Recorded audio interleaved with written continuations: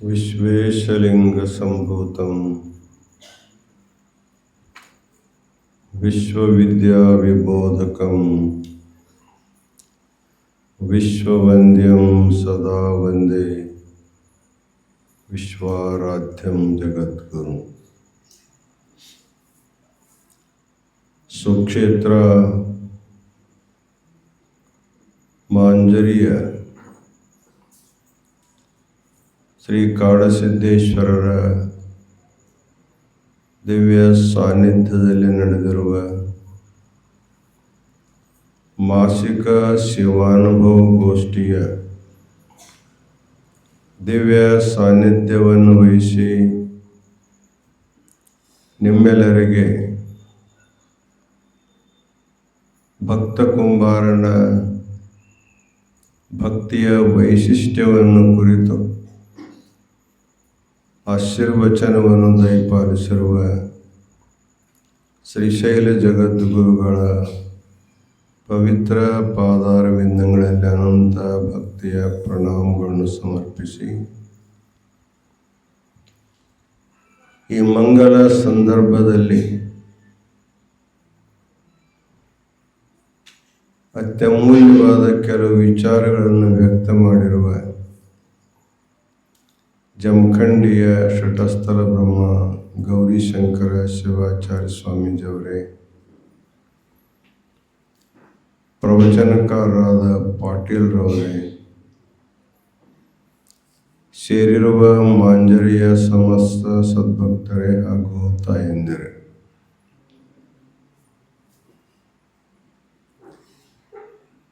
ಇದೊಂದು ಅನಿರೀಕ್ಷಿತವಾಗಿರುವಂತಹ ಕಾರ್ಯಕ್ರಮ. ಈಗಾಗಲೇ ಸನ್ನಿಧಿಯವರು ಹೇಳಿದಂತೆ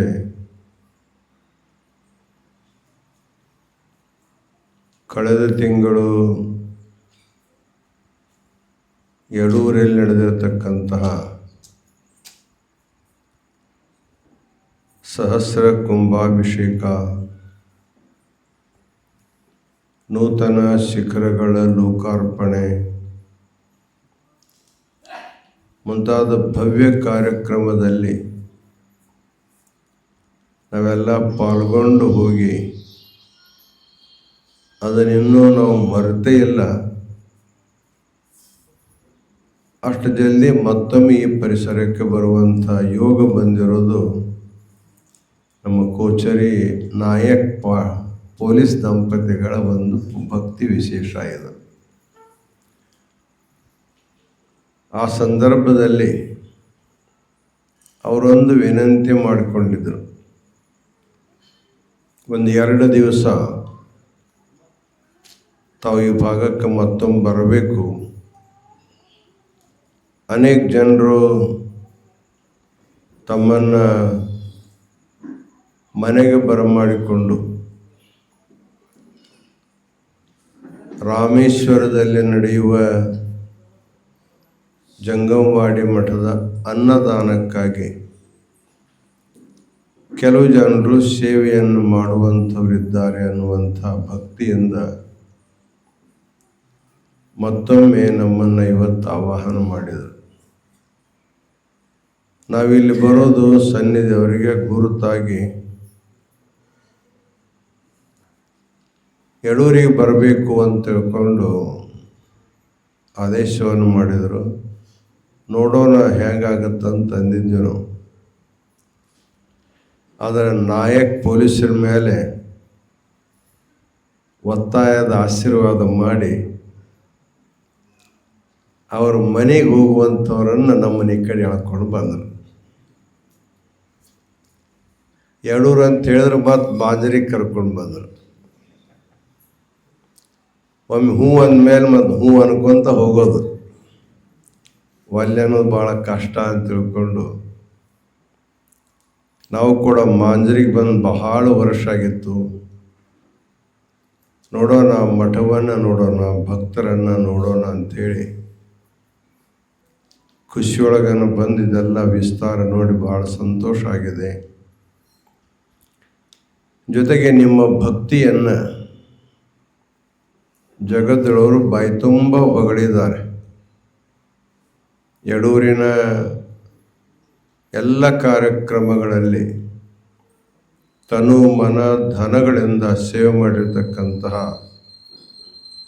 ಶ್ರೇಷ್ಠ ಭಕ್ತರು ಅಂದರೆ ಮಾಂಜರಿ ಭಕ್ತರು ಅನ್ನುವಂಥ ಪ್ರಶಸ್ತಿಯನ್ನು ನಿಮಗೆಲ್ಲ ಕೊಟ್ಟಿದ್ದಾರೆ. ಬಹುತೇಕ ನೀವು ಮಾಡಿದ ಆ ಭಕ್ತಿಯ ಫಲವೇ ನೀವು ಕರೀದೇ ಇದ್ರೂ ಜಗದವರು ನಿಮ್ಮ ಗ್ರಾಮಕ್ಕೆ ಇವತ್ತು ದಯಮಾಡಿ ಸಹ ನಮಗೆ ಅನ್ನಿಸ್ತಾ ಇದೆ. ಅಂತೂ ನಾವು ಯಾವಾಗೋ ಮಾಡಿರ್ತಕ್ಕಂಥ ವಿಶೇಷ ಪುಣ್ಯ ನಮಗೆ ಅವಶ್ಯವಾಗಿ ಫಲ ಕೊಡುತ್ತೆ ಅನ್ನೋದಕ್ಕೆ ಇವತ್ತಿ ಕಾರ್ಯಕ್ರಮನೇ ಒಂದು ಸಾಕ್ಷಿ ಅಂತ ಕರೆಸಿಕೊಳ್ತದೆ. ಈ ಮಾಸಿಕ ಶಿವಾನುಭವದಲ್ಲಿ ಮಹಾರಾಷ್ಟ್ರದಲ್ಲಿ ಭಕ್ತಿಗೆ ಅತ್ಯಂತ ಪ್ರಸಿದ್ಧವಾಗಿರ್ತಕ್ಕಂಥವನು ಗೋರಾ ಕುಂಬಾರ. ಅವನು 759ನೇ ಜಯಂತಿಯನ್ನು 759 ವರ್ಷಗಳ ಹಿಂದೆ ಇದ್ದ ಕುಂಬಾರ, ಗೋರಾ ಕುಂಬಾರ. ಇಷ್ಟು ವರ್ಷ ಆದರೂ ಅವನು ಯಾರೂ ಮರೆತೇ ಇಲ್ಲ. ಅವನ ಜೀವನ, ಅವನು ಮಾಡಿರ್ತಕ್ಕಂಥ ಭಕ್ತಿ, ಪ್ರತಿಜ್ಞೆಯ ಪರಿಪಾಲನೆ, ಇವೆಲ್ಲವನ್ನು ಇನ್ನೂ ಕಣ್ಣು ಮುಂದೆ ಕಟ್ಟಿದಾಗ ನಾವೆಲ್ಲ ಕೇಳ್ತೀವಿ, ಹೇಳ್ತೀವಿ. ಅಂದರೆ ಭಕ್ತ ಹೆಂಗಿರ್ತಾನೆ ಅಂದರೆ ಭಗವಂತನಂತೆ ಅವನು ಅಜರ ಮತ್ತು ಅಮರವಾಗಿರ್ತಾನೆ. ಯಾಕೆ ಭಕ್ತ ಅಮರ ಅಕ್ಕಾನ ಅಂದ್ರೆ ಅವನು ಭಗವಂತನ ಜೊತೆಗೆ ಸಮರಸ ಆಗಿರ್ತಾನೆ. ಹೇಗೆ ಗಂಗಾ ನದಿಗೆ ಒಂದು ಸಣ್ಣ ಹಳ್ಳ ಬಂದು ಕೂಡಿತು ಅಂದ್ರೆ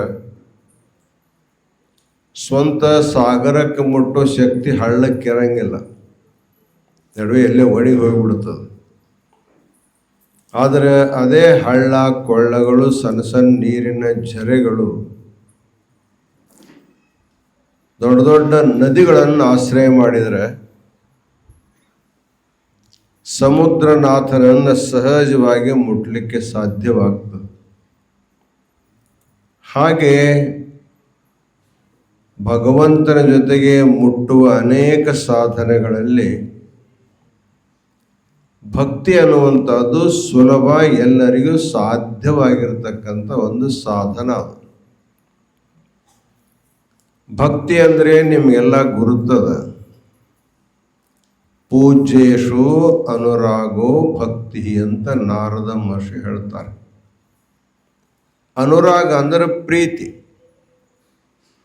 ಭಕ್ತಿ ಅಂದ್ರೆ ಮತ್ತೇನಲ್ಲ, ಪ್ರೀತಿನೇ ಭಕ್ತಿ. ಆದರೆ ಆ ಪ್ರೀತಿ ಎಲ್ಲಿರಬೇಕು ಅಂತ ನಮಗಿಂತಲೂ ದೊಡ್ಡವರ ಮೇಲೆ,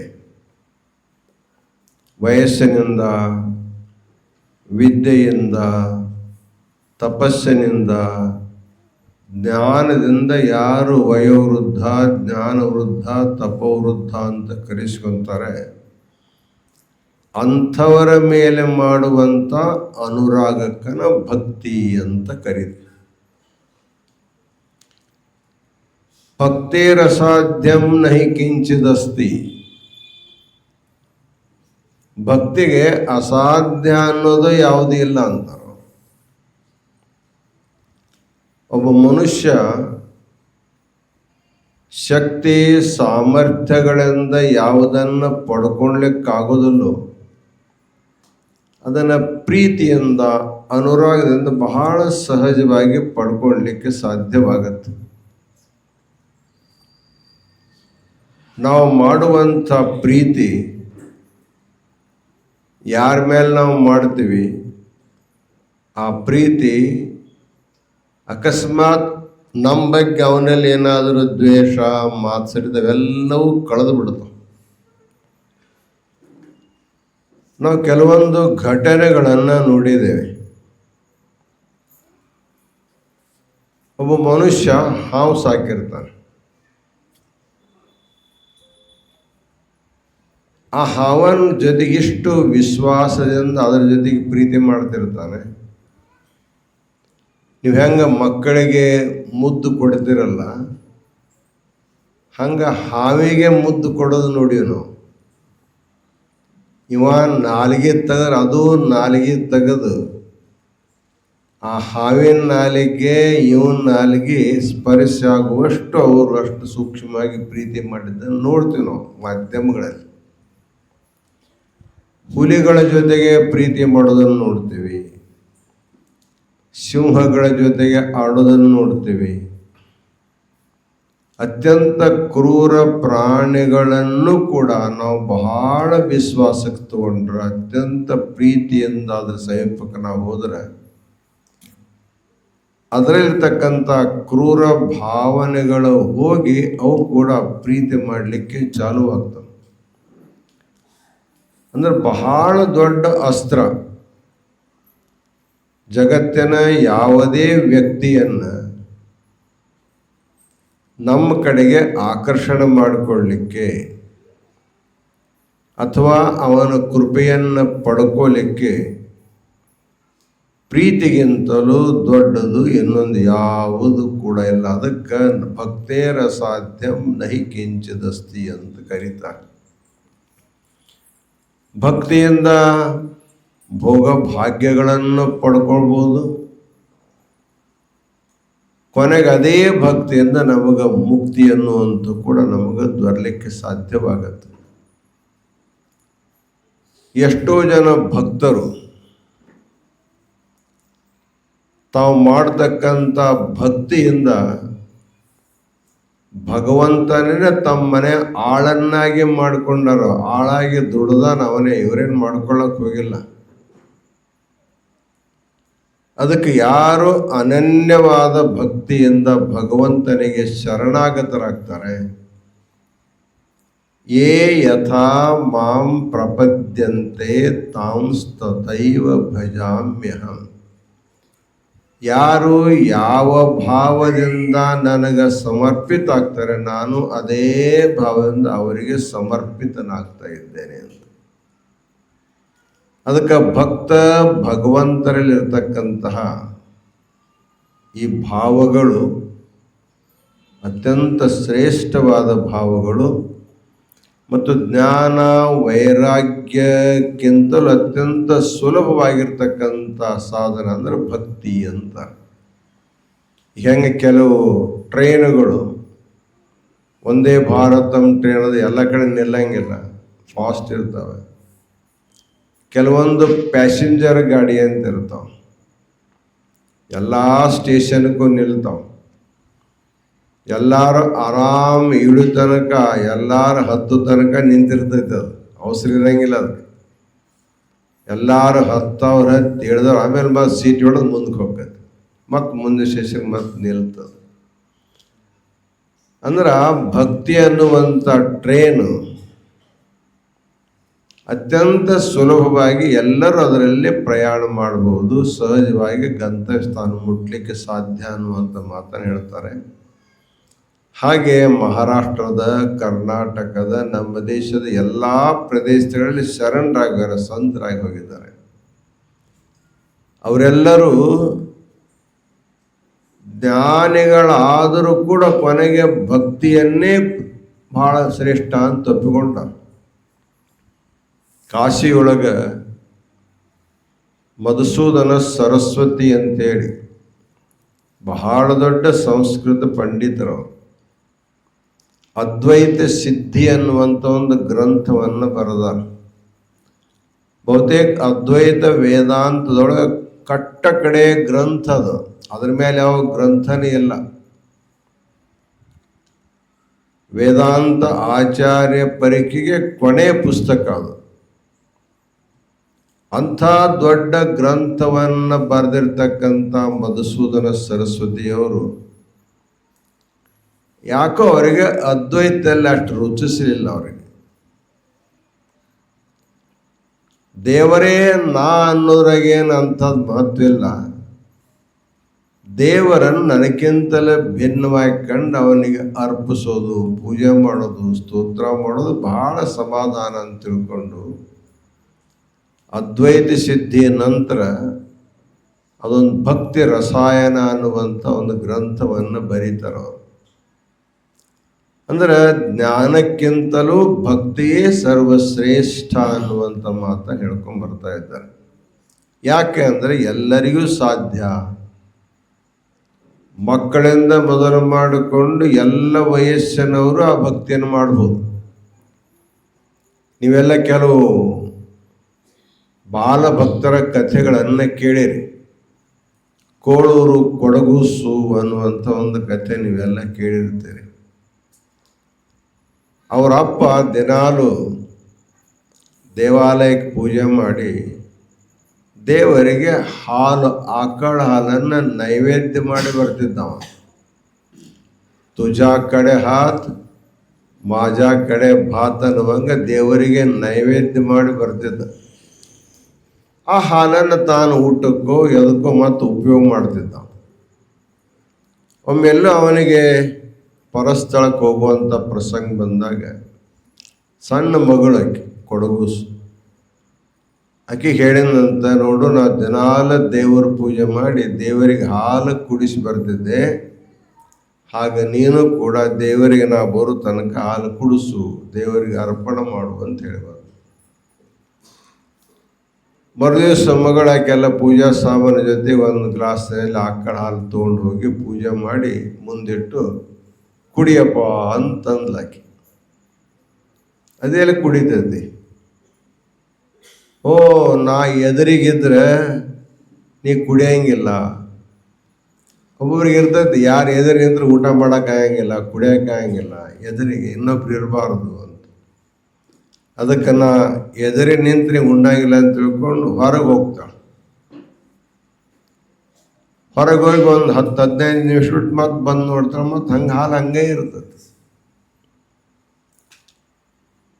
ಈ ನಮ್ಮಪ್ಪನ ಕಡೆ ಹಾಲನ್ನ ನಮ್ಮಪ್ಪನ ಕೈಯಿಂದ ಕುಡಿತೀನಿ, ನನ್ನ ಕೈಯಿಂದ ಯಾಕೆ ಕುಡಿಯಂಗಿಲ್ಲ ಅಂತ ತಿಳ್ಕೊಂಡು ಜಿದ್ದು ಮಾಡ್ತಾಳ, ಸೆಟ್ಕೊಂತಾಳ, ಏನೇನೋ ಮಾಡ್ತಾಳ. ಕಡೆಗೆ ತನ್ನ ತಲೆಯನ್ನ ಲಿಂಗಕ್ಕೆ ಅಪ್ಪಳಿಸ್ತಾಳಾಕೆ, ನೀ ಕುಡಿದಿದ್ರೆ ನಾ ಸತ್ತೋಕ್ಕೇನಂತೆ. ಅಂದ್ರೆ ಅವಳ ಅನನ್ಯವಾದ ಭಕ್ತಿಗೆ ಮಹಾದೇವ ಅಲ್ಲಿ ಪ್ರಕಟ ಆಗಿ ಆ ಹಾಲು ತೊಗೊಂಡು ಕುಡಿತಾನೆ. ಆಕೆ ಭಾಳ ಸಮಾಧಾನ ಆಕ. ಮರುದಿವ್ಸ ಬಂದು ಕೂಡ ಅಷ್ಟು ಹಠ ಮಾಡೋ ಜರುತ್ತಿಲ್ಲ. ಕರೆದುಕೊಂಡು ಬಂದ, ಕುಡಿದು ಬಿಟ್ಟು. ಹಿಂಗೆ 2-3 ದಿವಸ ಸೇವಾ ಮಾಡ್ತಾಳೆ. ಒಂದು ದಿವಸ ಸೇವಾ ಮಾಡಿ ವಾಪಸ್ ಬರೋ ಕಾಲಕ್ಕೆ ಅವರಪ್ಪ ಬರ್ತಾನೆ. ನೋಡ್ತಾನೆ ಕೈಯಾಗ ಹಾಲಿನ ಪಾತ್ರೆ ಖಾಲಿ ಅದ. ಹಾಲು ಏನು ಮಾಡಿದಿ ಅಂತ ಕೇಳಿದ. ದೇವರಿಗೆ ಕುಡಿಸಿ ಬಂದೆ. ಅವನ್ನ ಎಷ್ಟು ದಿವಸ ಪೂಜೆ ಮಾಡಿದ್ರೆ ದೇವರು ಕುಡಿದಿಲ್ಲ, ಈ 3 ದಿವಸಕ್ಕೆ ದೇವ್ರು ಹೆಂಗೆ ಕುಡಿತಾನೆ, ಸುಳ್ಳು ಹೇಳ್ತೀಯ ಅಂತ ತಿಳ್ಕೊಂಡು ಹೇಳಿ ಕೊನೆಗೆ ಅಲ್ಲಿವರೆಗೂ ಪರೀಕ್ಷೆ ಮಾಡಿದಾಗ ಭಗವಂತ ಆ ಕೊಡಗೂಸನ್ನು ತನ್ನಲ್ಲೇ ಐಕ್ಯ ಮಾಡಿಕೊಂಡ ಅನ್ನುವಂಥ ಕಥೆ ನಾವೆಲ್ಲ ಕೇಳ್ತೀವಿ. ಹಂಗೆ ಮುಗ್ಧ ಭಕ್ತರ ಭಕ್ತಿ. ಮಾರ್ಕಂಡೇಯ ಮುಗ್ಧ ಭಕ್ತಿಯಿಂದ ದೇವರಿಗೆ ಆಲಿಂಗನ ಮಾಡ್ತಾನೆ. ಕೊನೆಗೆ ಯಮನೇ ಬಂದು ಪಾಶ ಹಾಕಿದಾಗ ಅದು ಯಮನ ಪಾಶ ಲಿಂಗಕ್ಕೂ ಬಿದ್ದಾಗ ಆವಾಗ ಭಗವಂತ ಅದರಿಂದ ಪ್ರಸನ್ನಾಗಿ ಯಮನಿಗೆ ಶಿಕ್ಷೆ ಕೊಟ್ಟ ಅಂತ ಕೇಳ್ತೀವಿ. ಅವಾಗ ಹೇಳ್ತಾರೆ, ಯಾರು ನನ್ನ ಭಕ್ತಿ ಮಾಡ್ತಿರ್ತಾರೋ, ಎಷ್ಟು ಸಮಯವನ್ನು ಒಬ್ಬ ವ್ಯಕ್ತಿ ದೇವರ ಪೂಜೆಯಲ್ಲಿ ಕಳೀತಾನೆ, ಅಷ್ಟು ಸಮಯ ಅವನ ಆಯುಷ್ಯದಲ್ಲಿ ಹೆಚ್ಚಾಗ್ತದೆ. ಅದಕ್ಕೆ ಮಾರ್ಕಂಡೇಯ 3 ದಿನಗಳಿಂದ ಭಕ್ತಿ ಮಾಡ್ತಾ ಇದ್ದ. ಅನ್ನ, ನೀರು, ನಿದ್ರೆ ಬಿಟ್ಟು ಭಕ್ತಿ ಮಾಡ್ತಾ ಇದ್ದ. ಅಂದಮೇಲೆ 3 ದಿವಸ ಇನ್ನೂ ಆಯುಷ್ಯ ಇತ್ತಲ್ಲ. ಈ ವಿಶೇಷ ಪರಿಜ್ಞಾನ ಯಮನಿಗೆ ಇಲ್ಲದ ಕಾರಣ ಯಮನಿಗೆ ಭಗವಂತ ತ್ರಿಶೂಲದಿಂದ ತೆಗೆದು ಶಿಕ್ಷೆ ಕೊಟ್ಟು ಹೇಳ್ತಾನೆ, ನನ್ನ ಆಶ್ರಯ ಮಾಡಿರ್ತಕ್ಕಂಥ ಭಕ್ತರ ಮೇಲೆ ನಿನ್ನ ಪಾಶ ನಡೆಯಂಗಿಲ್ಲ ಅಂತಕ್ಕಂಥ ಮಾತನ್ನು.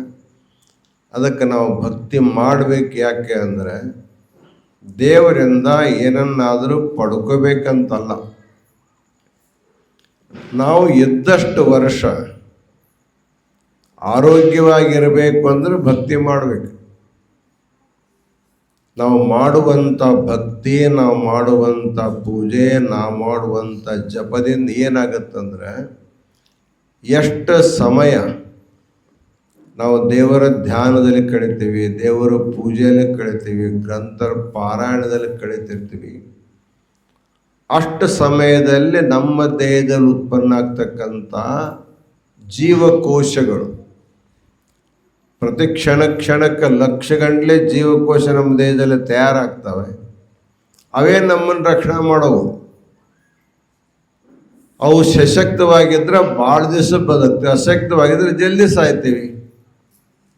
ಅದಕ್ಕೆ ಪ್ರತಿದಿನಾಲು ತಪ್ಪಲಾರದೆ ಅರ್ಧ ಗಂಟೆ ಕಾಲ ಯಾರು ದೇವರ ಭಕ್ತಿ ಮಾಡ್ತಾರೆ, ಆ ಸಮಯದಲ್ಲಿ ಉತ್ಪನ್ನವಾಗಿರ್ತಕ್ಕಂಥ ಜೀವಕೋಶಗಳು ಸಶಕ್ತವಾಗಿದ್ದುಕೊಂಡು ನಮ್ಮ ದೇಹದಲ್ಲಿ ರೋಗ ಪ್ರತಿಕಾರಕ ಶಕ್ತಿಯನ್ನು ಹೆಚ್ಚು ಮಾಡಿ ಹೊಸ ರೋಗ ಬರಲಾರ್ದಂಗೆ ಮಾಡ್ತವ, ಇದ್ದ ರೋಗವನ್ನು ಕಳೆಯುವಂಥ ವ್ಯವಸ್ಥೆಗೆ ಬರ್ತಾವ ಅನ್ನುವಂಥ ಮಾತನ್ನು ವಿಜ್ಞಾನಿಗಳು ಹೇಳ್ತಾರೆ.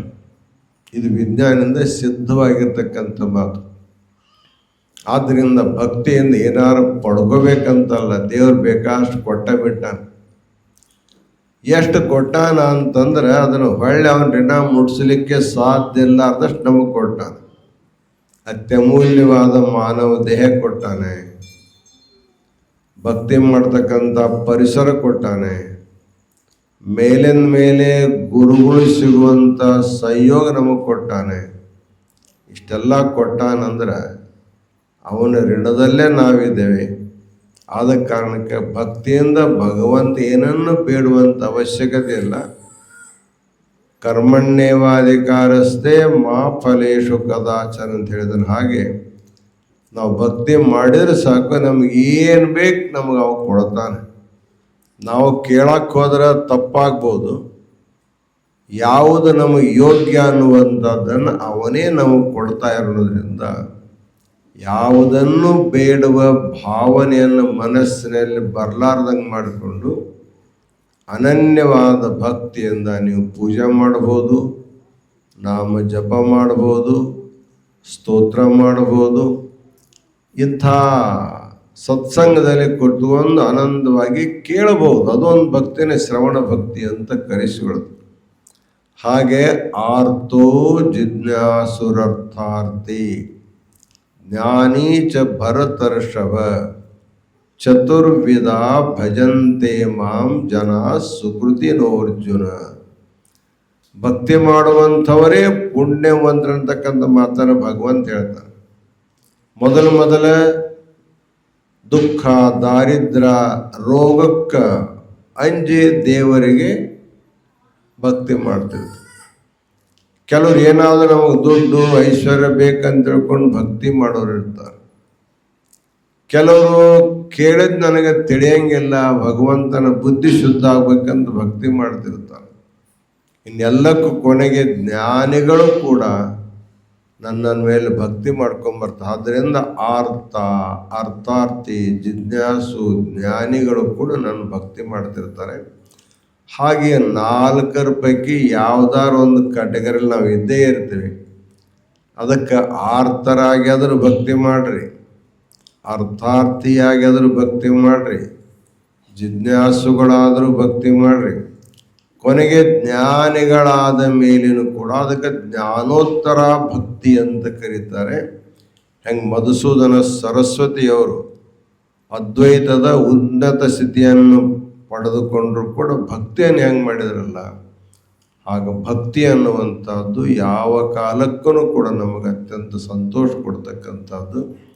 ಅಂಥ ಭಕ್ತಿಯನ್ನು ಮಾಡಿ ಗೋರಾ ಕುಂಬಾರ 759 ವರ್ಷ ಆದರೂ ಕೂಡ ಅವನು ಮರ್ತಿಲ್ಲ ಅಂತಂದ್ರೆ ಅದು ಭಕ್ತಿಯ ಮಹಿಮೆ ಅನ್ನುವಂಥದ್ದನ್ನು ತಿಳ್ಕೊಂಡು ನಾವೆಲ್ಲ ಭಕ್ತಿಯನ್ನು ಮಾಡಬೇಕನ್ನುವಂಥ ಕೆಲವೊಂದು ವಿಚಾರವನ್ನು ತಿಳಿಸಿ ಈ ಆಶೀರ್ವಚನಕ್ಕೆ ವಿರಾಮ ಕೊಡ್ತಾ ಇದ್ದೇವೆ. ಓಂ ಶಾಂತಿ ಶಾಂತಿ ಶಾಂತಿ.